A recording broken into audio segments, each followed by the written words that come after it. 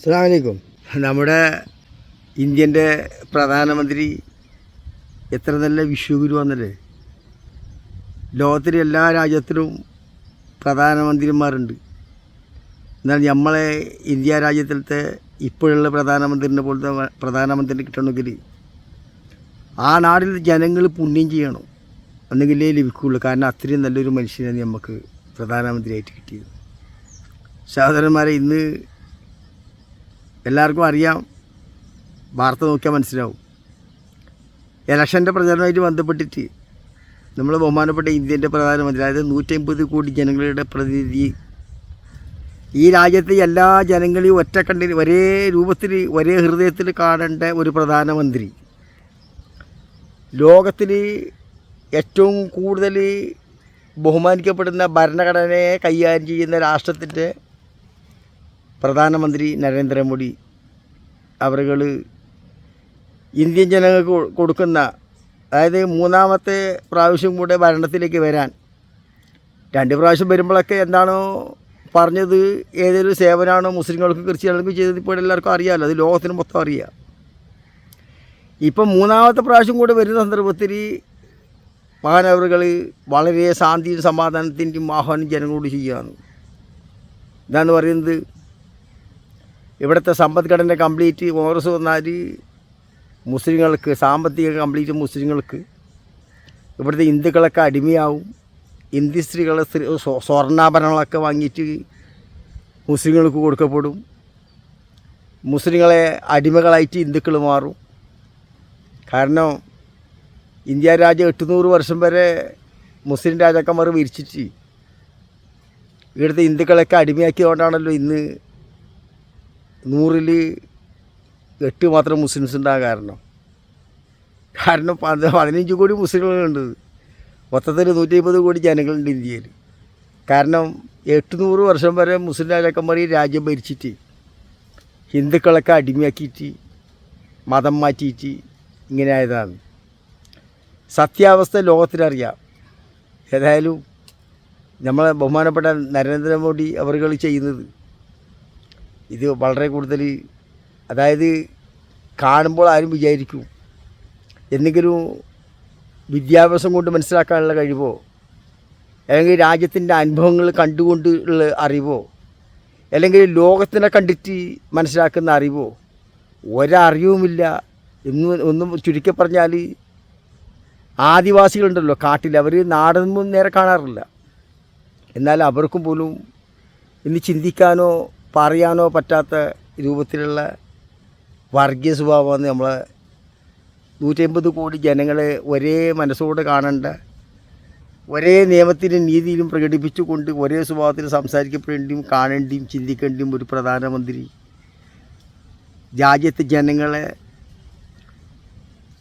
ഛിന്നമാക്കി ഭിന്നിപ്പിച്ച് ജനങ്ങളുടെ ഇടയിൽ ശത്രുതയുണ്ടാക്കിയിട്ട് രാജ്യത്തിൻ്റെ ഭരണം പിടിച്ചെടുക്കാൻ വേണ്ടി ചെയ്യുന്ന ആഹ്വാനത്തിൻ്റെ ഒരു ചുരുക്ക സ്വഭാവമാണ് ഇപ്പോൾ നമ്മൾ പ്രധാനമന്ത്രിയുടെ അടുത്ത് കാണുന്നത്. കാരണം 10 കൊല്ലത്തോളം രാജ്യം ഭരിച്ചിട്ട് ഈ രാജ്യത്തിൽ ക്രിസ്ത്യാനികളും മുസ്ലിങ്ങളും അനുഭവിച്ചതിൻ്റെ കഥയൊന്നും പറയാനൊന്നുമില്ല. അത്രയും സന്തോഷത്തിലായിരുന്നുള്ളൂ ജീവിതം. ഇപ്പം മൂന്നാമത്തെ ഭരണത്തിലേക്കും കൂടെ കാലെടുത്ത് വെക്കാൻ വേണ്ടിയിട്ട് ഉദ്ദേശിക്കുന്ന സന്ദർഭത്തിൽ ഇവിടുത്തെ ജനങ്ങൾക്ക് കൊടുക്കുന്ന ആദ്യത്തെ സന്ദേശമാണ് ഇത്. എന്നെ 3ാമത്തെ വർഷം വന്നാൽ ഈ രാജ്യത്തിൽ എന്താണ് ആവാൻ പോകുന്നത്, സംഭവിക്കാൻ പോകുന്നതിൻ്റെ ഒരു മുന്നറിയിപ്പ്.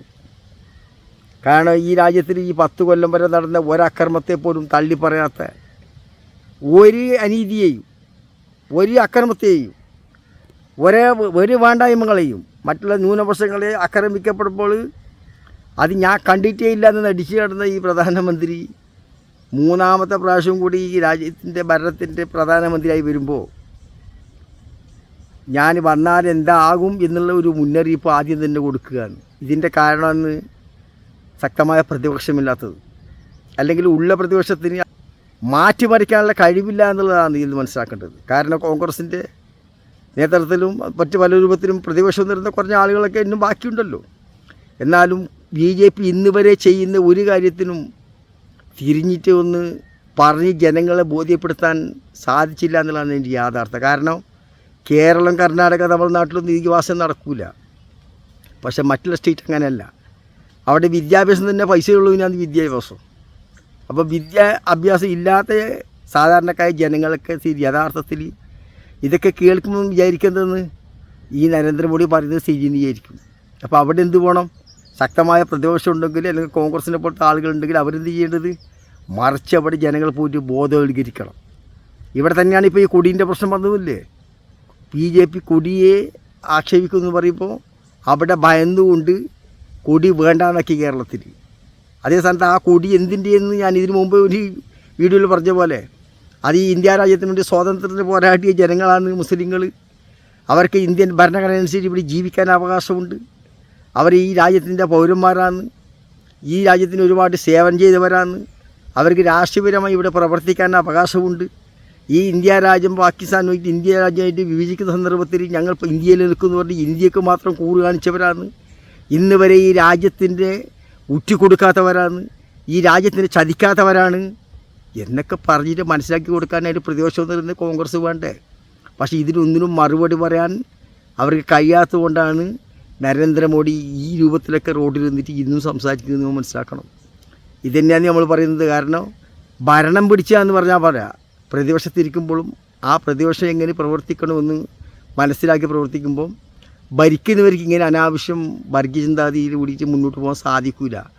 ഇതാരും എതിർക്കാനില്ല, ഒരാളും ഇതിനെ എതിർത്ത് പറയൂല എന്നുള്ള ധൈര്യം കൊണ്ടാണ് ഏത് ജനങ്ങളോട് ഞാൻ എന്ത് പറഞ്ഞാലും അത് അവർ വിശ്വസിക്കുമെന്നുള്ള ഒരു വിശ്വാസം ഉള്ളതുകൊണ്ടാണ് അങ്ങനെ പറയുന്നത്. അതേ സ്ഥാനത്ത് തിരുത്തി പറയാൻ പ്രതിപക്ഷത്തിൻ്റെ പോലത്തെ പാർട്ടികളുണ്ടെങ്കിലോ അവർക്ക് മനസ്സിലാവില്ല ഇതങ്ങനെയല്ല, ഇതിങ്ങനെയാണെന്ന്. അപ്പോൾ BJP പറയുന്നത് ശരിയെന്ന് കാണുന്ന ജനങ്ങൾക്ക് തോന്നുന്നു. അതുപോലെ തന്നെ ജനങ്ങൾ BJPക്ക് വോട്ട് കൊടുക്കുന്നു. കാരണം BJP അപ്പോൾ അവർ വിജയിക്കുന്നു. മുസ്ലിങ്ങളെ അടിമയായിട്ട് നമ്മൾ ജീവിക്കേണ്ട വന്നെങ്കിൽ ബുദ്ധിമുട്ടല്ലേ, അതുകൊണ്ട് നമുക്ക് ഇവർക്ക് തന്നെ കൊടുക്കണം എന്ന് പറഞ്ഞിട്ടാണ് അവർ വോട്ട് കൊടുക്കുന്നത്. അപ്പോൾ ഇതിൽ തിരുത്തി പറയുന്നത് ശക്തമായ പ്രതിപക്ഷമില്ലാത്തതാണ് ഒന്നാമത്തെ കാരണം എന്നേ പറയാനുള്ളൂ. ഏതായാലും ഈ വിശ്വഗുരുവിനെ കണ്ടിട്ട് പോകണം. ലോകത്തിൽ എല്ലാവരും ജനങ്ങളെ എങ്ങനെയാണോ ഒരു രാഷ്ട്രത്തിനെ കൺട്രോൾ ചെയ്യേണ്ടത് എന്ന് പഠിക്കാൻ വേണ്ടി. കാരണം ഇവിടെ നമ്മൾ BJPൻ്റെ അനുയായികളൊക്കെ പറയാറുണ്ടല്ലോ ലോകത്തിലൊരു മാതൃകയാണ് നരേന്ദ്രമോദി എന്ന്. ഇതൊക്കെയാണ് നരേന്ദ്രമോദീൻ്റെ കണ്ടിട്ട് പോകണം, ഇനി ലോകം പഠിക്കുക എന്നുള്ളതാണ്. ഏതായാലും നമ്മുടെ നാടിനെ പടച്ചോ രക്ഷിക്കട്ടെ എന്ന് മാത്രമേ നമുക്ക് പറയാം. ഇത്രയേ ഉള്ളൂ. ഞാനാരും വിമർശിക്കാൻ വേണ്ടി പറഞ്ഞതല്ല. നമ്മളെ രാജ്യം ഭരിക്കുന്നവർ, നമ്മളെ ഗവൺമെൻറ്, നമ്മളൊരു പ്രധാനമന്ത്രി ഇങ്ങനെയൊക്കെ വർഗീയം പറയുമ്പോൾ സാധാരണ ചോട്ടായ കുറേ കാവ്യധാരികളായ കുറേ ആളുകളുണ്ട്. അവരൊന്നും ഈ വർഗീയം പറയുന്നതൊന്നും വലിയ പ്രസക്തിയുള്ള കാര്യമൊന്നുമല്ല. ഇത് തന്നെയാണല്ലോ ഈ പറയുന്നവരൊക്കെ വിശ്വഗുരു എന്നല്ലേ നമ്മൾ പറയേണ്ടത്. ആ ഗുരു പറയുമ്പോൾ പിന്നെ ശിഷ്യന്മാർ പറഞ്ഞ് നമ്മൾ കണക്കിലെടുക്കാനുള്ളത്. ഏതായാലും ഒരു പരിധിവരെ അല്ലാഹു തആല എല്ലാവർക്കും സമയം കൊടുക്കും. എന്നെങ്കിലും മുസ്ലിങ്ങൾ ഇതിന് തിരിച്ച് നിൽക്കുന്നോ അന്ന് ഇവർക്കിത് മതിയാക്കും. ഇത്രയേ എനിക്ക് പറയാനുള്ളൂ. തെറ്റുകുറ്റങ്ങൾ ക്ഷമിക്കണം. അടുത്ത വീട് കാണുന്നവർക്ക് എല്ലാവർക്കും ജയ് ഹിന്ദ്.